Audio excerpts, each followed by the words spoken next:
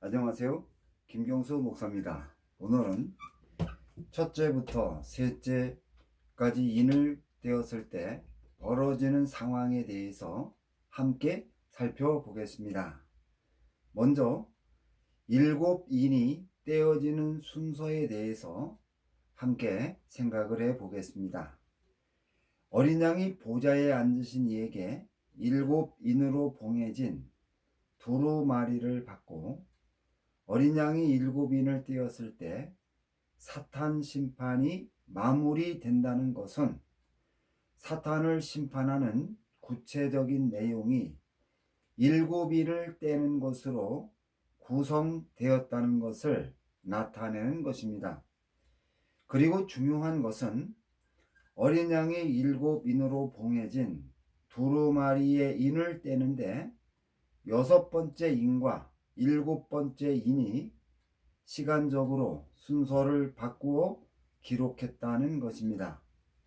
어린 양이 첫째 인을 떼실 때에 내 생물 중에 하나가 우레같이 말하되 오라 하자 상황이 전개되었으며, 둘째 인을 떼실 때에는 둘째 생물이 오라고 하였고, 셋째 인을 떼실 때 셋째 생물이 오라고 말하자 상황이 전개되었으며, 넷째 인을 떼실 때 넷째 생물이 오라고 말하자 상황이 전개된 것으로 보아 첫째 인을 떼실 때 오라고 말한 생물이 첫째 생물로 판단이 됩니다.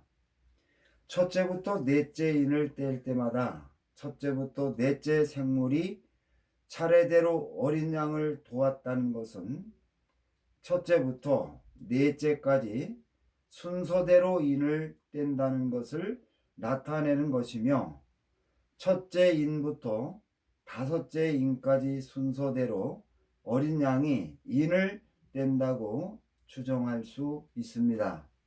그런데 계시록 6장 12절부터 17절까지에서 여섯째 인을 뗀 후에 벌어지는 상황을 설명하면서 계시록 6장 12절부터 14절까지에서 특별히 천체의 변화에 대하여 언급하였습니다. 먼저 계시록 6장 12절에서 큰 지진이 나며 해가 검은 털로 짠 상복같이 검어지고 달은 온통 피같이 된다고 하였는데, 이러한 모습은 지구가 큰 충격을 받아 생기는 변화를 증거하는 것으로 하늘에서 큰 별이 떨어져 나타난 결과라고 추정이 됩니다. 계시록 6장 13절에서는 하늘의 많은 별들이 지구에 떨어진다고 증거하고 있으며, 계시록 6장 14절에서는 많은 별들이 계속해서 떨어져 생긴 결과를 증거하는 것입니다. 그리고 계시록 6장 14절에서 하늘은 두루마리가 말리는 것 같이 떠나간다는 것은 처음 하늘이 사라지는 모습을 증거하는 것이라 판단되며, 각 산과 섬이 제 자리에서 옮겨진다는 것은 이 땅이 하늘에서 떨어진 별들의 충격을 받아 여러 조각으로 분해되기 시작하는 모습을 증거하는 것으로 판단이 됩니다. 그리고 계시록 6장 16절에서 이런 결과가 생긴 것이 어린 양의 진노 때문이라고 증거하였습니다. 이러한 성경의 증거를 종합하면은 여섯째 인은 땅에 거하는 사람들의 반역과 범죄로 어린 양이 진노하여 하늘에서 많은 별들이 땅에 떨어져 그 충격으로 처음 하늘과 처음 땅이 여러 조각으로 분해되어 사라지는 지구의 종말을 나타내는 것으로 추정이 됩니다. 반면에 일곱째 인은 일곱 나팔과 예수님의 재림과 일곱 대접 심판과 천년 왕국으로 구성되어 있기 때문에 여섯째 인이 떼어진 후에 일곱째 인이 떼어진다고 해석하면은 처음 하늘과 처음 땅이 어린 양의 심판을 받고 없어진 후에 어린 양이 이 땅으로 재림하여 사탄을 심판한다는 모순이 생기게 됩니다. 즉 어린 양의 심판으로 처음 하늘과 처음 땅이 분해되어 없어진 후에 어린 양이 사단을 추종하는 무리들을 심판하기 위하여 지상으로 재림한다는 논리의 모순이 생긴다는 것입니다. 따라서 여섯째 인과 일곱째 인을 떼는 순서를 바꾸어 해석해야만이 논리의 모순이 생기지 않고 시간적인 흐름을 따라 자연스러운 해석이 될 수 있습니다. 이러한 해석이 계시록을 다르게 깨닫게 하는 중요한 길잡이 역할을 하고 있습니다. 계시록의 저자가 여섯째 인과 일곱째 인을 바꾸는 도치법을 사용하여 기록한 것은 일곱째 인이 교회의 최종 목표인 예수 그리스도의 재림과 직접 관계가 있다는 것을 강조하기 위해서라고 판단이 됩니다. 여섯째 인과 일곱째 인을 바꾸어서 기록한 것은 나팔이나 대접도 순서를 바꾸어서 기록했을 가능성이 있다는 것을 가르쳐 줍니다. 따라서 어린 양이 일곱 인을 떼는 순서가 첫째 인, 둘째 인, 셋째 인, 넷째 인, 다섯째 인, 일곱째 인, 여섯째 인이 될 것입니다.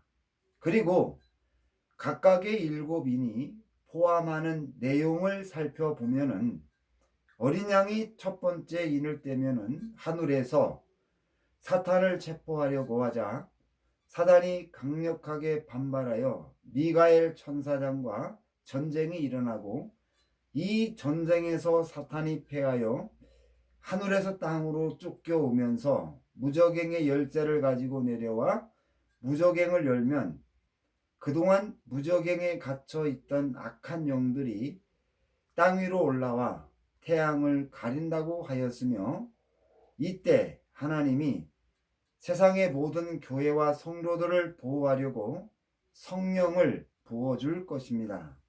그리고 둘째부터 다섯째 인까지는 부속된 내용이었고 일곱째 인은 일곱 나팔과 일곱 대접과 천년왕국 시대를 포함하고 있습니다. 여섯째 인은 어린 양이 최종적으로 사탄을 심판하는 내용으로 구성되었는데 여섯째 인에는 부속된 내용을 차례대로 살펴보면은 계시록 20장 2절 3절에서 용을 잡으니 곧 옛뱀이요 마귀요 사탄이라 잡아서 1000년 동안 결박하여 무저갱에 던져 넣어 잠그고 그 위에 임봉하여 1000년이 차도록 다시는 만국을 미혹하지 못하게 하였는데 계시록 20장 7절부터 9절까지 해서 1000년이 참에 사탄이 그 옥에서 놓여 나와서 땅의 사방 백성 곧 곡과 마국을 미혹하고 모아 싸움을 붙이리니 그 수가 바다의 모래와 같으리라. 그들이 지면에 널리 퍼져 성도들이 증가 사랑하는 하시는 성을 두르매 하늘에서 불이 내려와 그들을 태워버린다고 하였고 계시록 6장 12절부터 17절까지 해서 여섯째 인을 띄었을 때 벌어지는 상황은 성도들과 예루살렘을 공격한 사람들을 동조하여 지원한 땅의 백성 곡과 마곡의 심판을 자세하게 증거하는 것이라 판단이 됩니다. 그리고 계시록 20장 10절에서 그들을 미혹하는 마귀가 불과 유황못에 던져지니 거기는 그 짐승과 거짓 선지자도 있어 세세토록 밤낮 괴로움을 받으리라고 하였습니다. 이렇게 해서 사탄과 사단을 추종하는 모든 사람들의 심판을 마친 후에 계시록 20장 12절부터 15절까지에서 생명책에 이름이 기록되지 않은 모든 불신자들이 백보자 심판을 받은 후에 불모 속에 던져져 사단과 그를 추종한 사람들의 심판을 마무리한다고 증거하였습니다. 따라서 여섯째 이는 무저갱에서 풀려난 사단의 미혹을 받고 성도들과 예루살렘을 공격하는 사람들과 그들을 돕는 모든 사람들과 무저갱에서 풀려난 사탄과 그의 사자들을 심판하고 지금까지 생명책에 기록되지 않은 모든 불신자들이 백보자 심판을 받고 불모 속에 던져지므로 어린 양이 사탄을 심판을 마무리하는 내용으로 구성되어 있습니다. 이어서 인을 떼었을 때 벌어지는 상황에 대해서 함께 살펴보겠습니다. 먼저 계시록 6장 1절 2절에서 어린 양이 7인 중에 하나를 떼시는데 그때에 내가 들으니 내 생물 중에 하나가 우레같이 말하되 오라 하기로 이에 내가 보니 흰 말이 있는데 그 탄 자가 활을 가졌고 면류관을 받고 나가서 이기고 또 이기려고 하더라고 하였습니다. 계시록 19장 1절부터 14절까지에서도 백마탄 자를 언급하였는데 계시록 19장 11절부터 14절까지에서 증거하는 백마탄 자는 이름이 충신과 진실이며 공의로 심판하며 싸우고 피 뿌린 옷을 입고 그 대적과 싸우기 위하여 출정하시는 예수 그리스도라고 밝혔습니다. 그런데 첫째 인을 뗄 때에 등장하는 흰 말을 탄 자는 외관상으로 예수님의 모습과 비슷하지만 예수님이 아닙니다. 계시록 19장 15절에서 대적과 싸우시는 예수님은 그 입에서 나오는 예리한 검으로 원수들을 심판하는 데 반하여 계시록 6장 2절에서 흰 말을 탄 자는 화살 없이 활만 가졌다고 언급하였고 계시록 6장 2절에서 흰 말을 탄 자가 면류관을 받았는데 그가 받은 면류관은 어린 양이 쓰는 면류관이 아니고 경기하는 자가 쓰는 면류관이기 때문에 계시록 6장 2절에서 흰 말을 탄 자는 대적을 심판하시는 예수님이 아닙니다. 예수님이 아닌 결정적인 이유는 계시록 6장 1절에서 내 생물 중에 하나가 우레소리같이 오라고 말하자 흰 말을 탄 자가 나왔는데 하나님의 보좌 앞에서 7인으로 봉해진 두루마리를 받을 때 찬양하던 내 생물이 사단을 심판하는 만왕의 왕이신 어린 양을 향해서 오라고 명령하는 것은 이치에 맞지 않는다고 판단이 됩니다. 따라서 첫째 이는 복음 운동과 관계가 없는 내용으로 판단할 수 있습니다.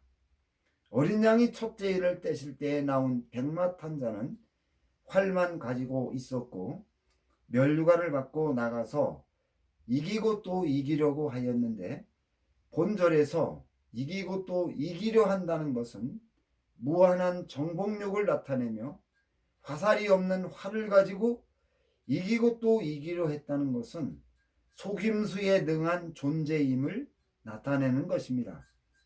어린 양이 첫째 인을 뗀 후에 흰 말을 탄 자가 예수님처럼 꾸미고 모든 세상을 정복하려는 것은 복음과 반대되는 이단의 세력의 확장이라고 판단이 됩니다.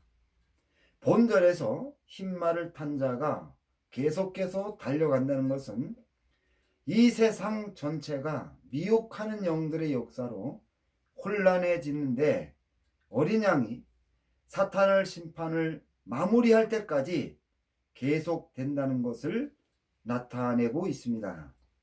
이렇게 미혹하는 역사가 전 세계적으로 일어나면 가장 먼저 교회가 큰 피해를 입는다는 것을 기억하고 만반의 대비를 해야 할 것입니다. 전 세계적으로 미혹하는 역사가 일어나는 것은 아담으로부터 시작된 인류의 역사에서 하나님의 백성들과 사람들을 미혹하여 파멸시켰던 그 영들이 갇혔던 무저갱을 하늘에서 땅으로 쫓겨온 사단이 열면서 그곳에 갇혀있던 영들이 한꺼번에 나와서 활동함으로 생긴 현상입니다. 첫째 인을 뗀 후에 활동하는 모든 영들은 미혹하는 강력한 능력을 가졌기 때문에 마태복음 24장 4절 또 11절에서 예수님이 미혹을 받지 않도록 주의하라 경고한 것이라고 판단이 되며, 특히 노아의 시대에 하나님이 선택하여 특별한 은혜를 준 셋의 자손을 미혹하여 망하게 만든 경험을 가진 영들이기 때문에 더욱 경각심을 가져야 할 것입니다. 미혹하는 영들을 이기는 길은 교회에서 하나님의 말씀으로 가르쳐 양육하는 것뿐임을 기억하고 성경을 가르치는데 모든 교회는 열심을 다해야 할 것입니다. 두 번째로 계시록 6장 3절 4절에서 둘째 인을 떼실 때 내가 들으니 둘째 생물이 말하되 오라 하더니 이에 붉은 말이 나오더라. 그 탄자가 허락을 받아 땅에서 화평을 제하여 버리고요 서로 죽이게 하고 또 큰 칼을 받았더라고 하였는데, 본절에서 언급한 땅은 온 세상을 가리킵니다. 그리고 붉은 말을 탄 자가 허락을 받아 땅에서 화평을 제하여 버리고 서로 죽이게 하는 것은 전쟁을 뜻하며, 두 번째 인을 떼면서 일어나는 전쟁으로 땅에서 화평을 제하여 버린다는 것은 온 세계가 전쟁의 소용돌이에 빠지게 된다는 것을 나타내고 있습니다. 예수께서도 마태복음 24장 6절 7절에서 난리와 난리 소문을 듣겠으나 너희는 삼가 두려워 말라. 이런 일이 있어야 하되 끝은 아직 아니니라.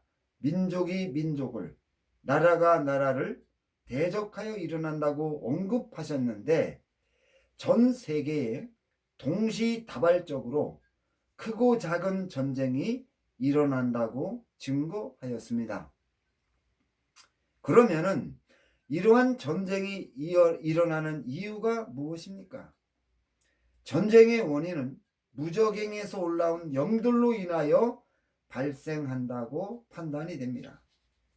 무저갱에 갇혔던 영들을 살펴보면은 니무롯, 애굽의 바로, 아수르의 사네립, 바벨론의 느부갓네살과 헬라의 안티오코스 4세와 로마의 황제에게 권세를 주어서 하나님을 대적하며 하나님의 백성들을 박해하고 죽이도록 부추긴 천사들이 있고, 징기스칸이나 히틀러, 모택동, 일본 천황, 스탈린과 같은 사람들에게 권세를 주어 수많은 사람들을 학살하게 만든 천사들도 있는데, 이러한 천사들이 무저갱에 갇히기 전 넓은 영토를 가지고 있었습니다. 그런데 용이 하늘에서 땅으로 쫓겨와 자신이 하늘에서 가졌던 권세와 영광을 회복하려 하듯이 무저갱에서 나온 영들도 자신이 무저갱에 갇히기 전 가지고 있었던 영토를 먼저 회복하여 그가 무저갱에 갇히기 전에 누리던 권세와 영광을 회복하려 한다는 것입니다. 이 과정에서 무적행에 갇혔던 영들이 가졌던 영토가 겹치는 부분이 생기는데 이곳을 서로 차지하기 위하여 전쟁이 일어나게 된다는 것을 가르쳐 주고 있습니다. 성경에 기록된 애굽을 예로 들어 설명하면은 애굽은 지금의 이집트입니다. 과거 이 지역을 통치하면서 무적행에 갇혔던 천사에 대하여 살펴보면은 애굽의 바로를 통하여 역사했던 천사가 있고 헬라 시대에는 프톨레미를 통하여 역사했던 천사가 있으며 로마 시대에 황제들을 통하여 역사했던 천사가 있고 근래에는 히틀러를 통하여 역사했던 천사가 있습니다. 이렇게 애굽을 지배하면서 권세를 떨치다가 무적행에 갇혔던 모든 천사들이 무적행에서 나와 자신이 무적행에 갇히기 전에 가졌던 나라와 영광을 회복하려고 경쟁하기 때문에 내전과 국가 간의 전쟁이 함께 일어난다는 것을 가르쳐 주고 있습니다. 이러한 현상이 전 세계적으로 일어나기 때문에 전 세계는 크고 작은 전쟁이 일어나는 전쟁터가 될 것이며 둘째의 생물이 오라고 했을 때 붉은 말이 나온다는 것은 어린 양이 사탄을 심판하는 것을 마칠 때까지 전쟁이 계속된다는 것을 가르쳐 주고 있습니다. 세 번째로 계시록 6장 5절 6절에서 셋째 인을 떼실 때에 내가 들으니 셋째 생물이 말하되 오라 하기로 내가 보니 검은 말이 나오는데 그 탄자의 손에 저울을 가졌더라.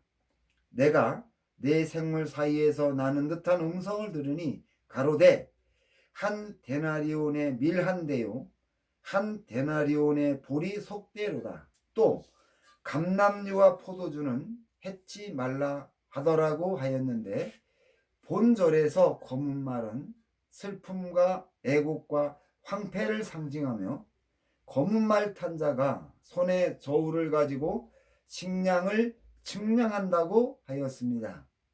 한 데나리온은 그 당시 노동자의 하루 품삯이며 한 데나리온으로 밀 한 대, 보리 석 대를 산다는 것은 곡물 가격의 폭등을 나타내는데 당시 역사적인 자료를 종합하면 한 데나리온으로 밀 한 대를 사는 것은 평상시보다 12배 이상 가격이 오른 것을 나타낸다고 하였습니다.